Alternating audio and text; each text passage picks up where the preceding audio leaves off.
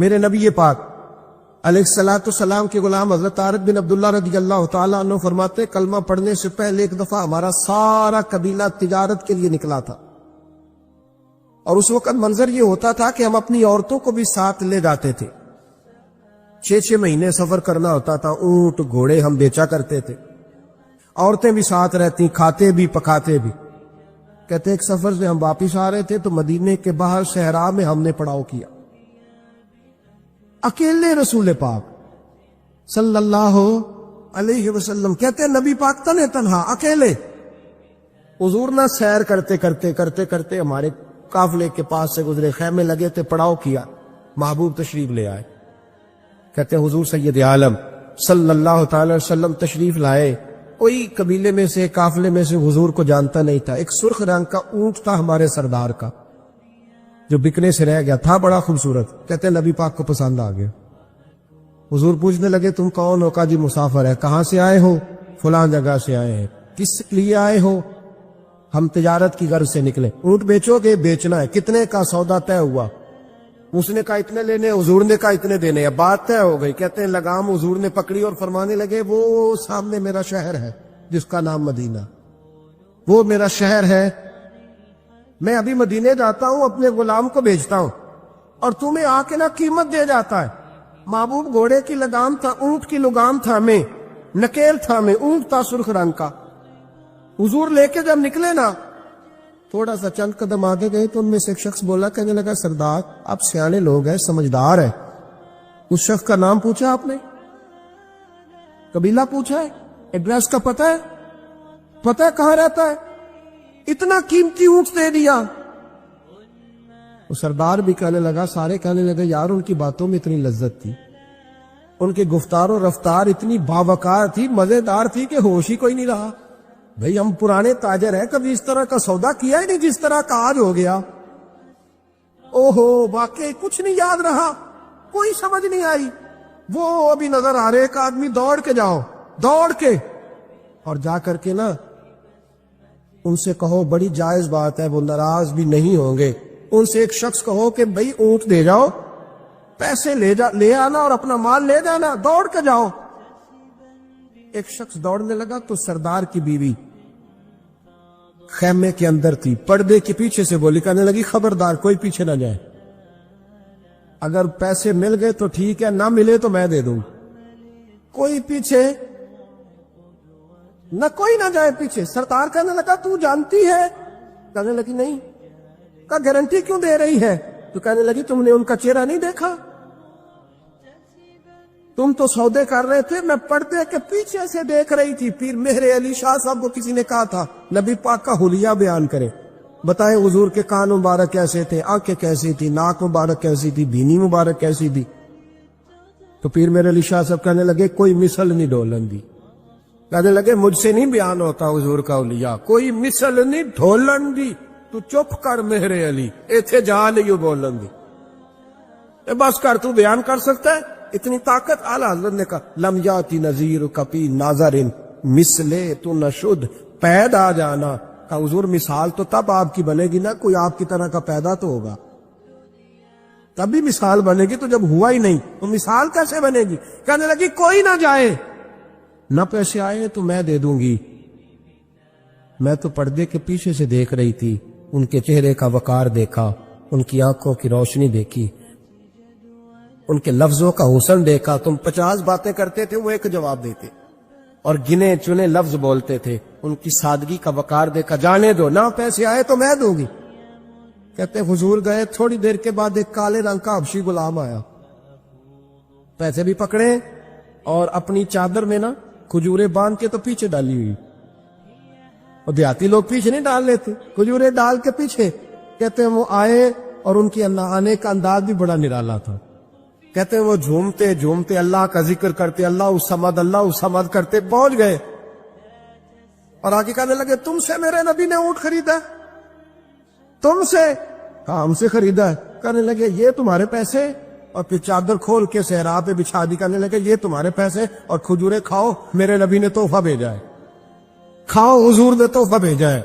تو وہ سردار کی بیوی اوٹ ہٹا کے کہنے لگی وہ کالے رنگ کے اکشی گلاب انہیں کھجوریں کھلا، اور مجھے اس عزت والی ماں کا نام بتا جس کے گھر میں ایسا لال پیدا ہوا، انہیں کھجوریں کھلا، اور مجھے اس عظمت والے باپ کا نام بتا جس کے گھر میں ایسا پھول کھلا ہے، وہ قبیلہ تو بتا تو صحیح، وہ کون تھے؟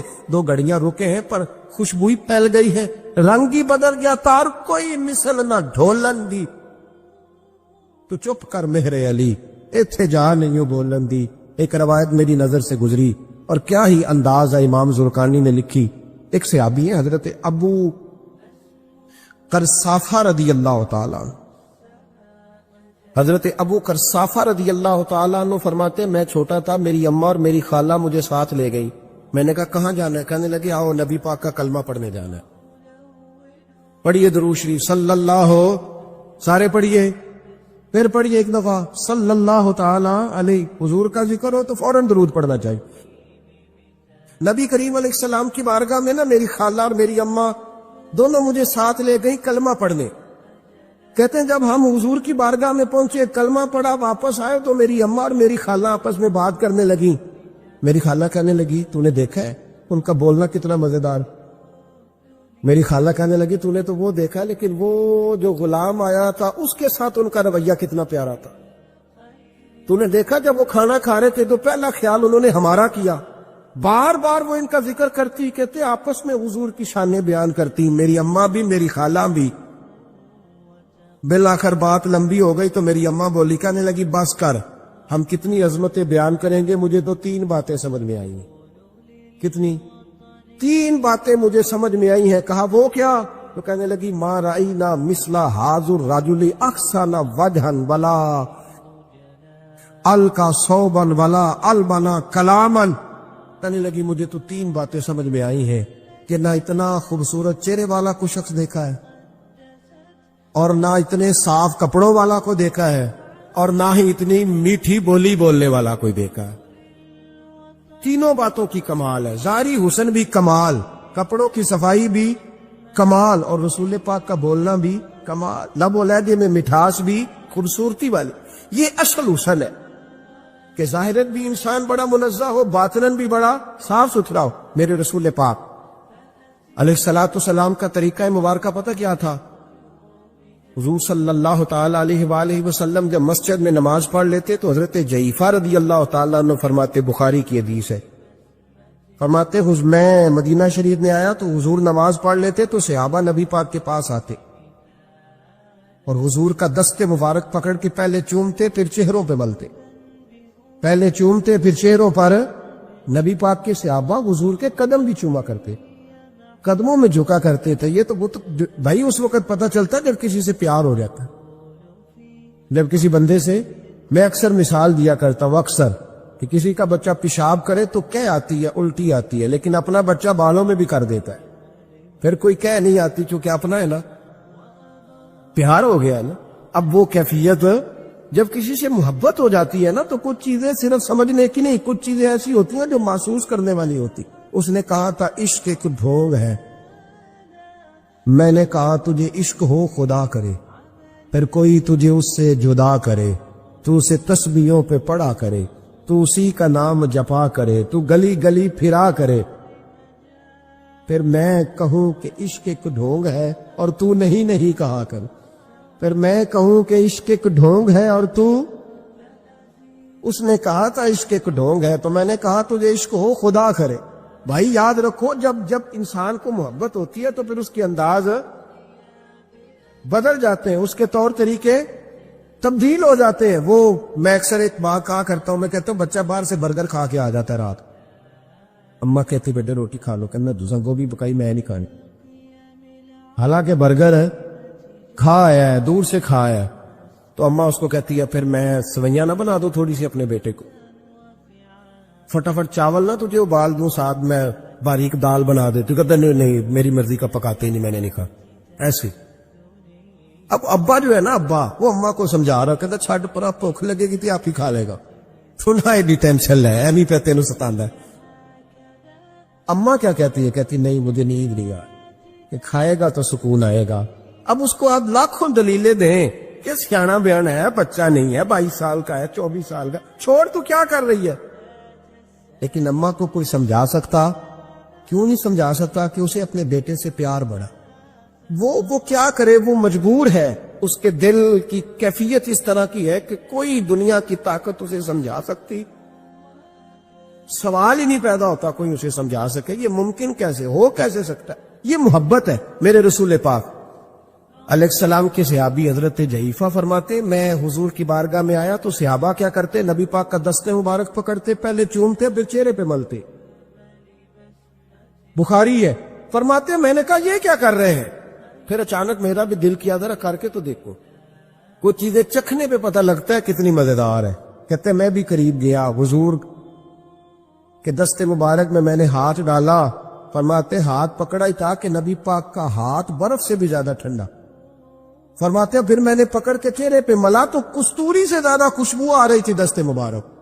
فرماتے اب میرا چھوڑنے کو دل ہی نہیں کر رہا, اب میری طبیعت نہیں مان رہی تھی. میرے نبی کریم علیہ السلام اللہ کی دلیل ہیں. ہر پاکیزگی, ہر حسن, ہر کیف اللہ نے اپنے رسول کو عطا فرمایا.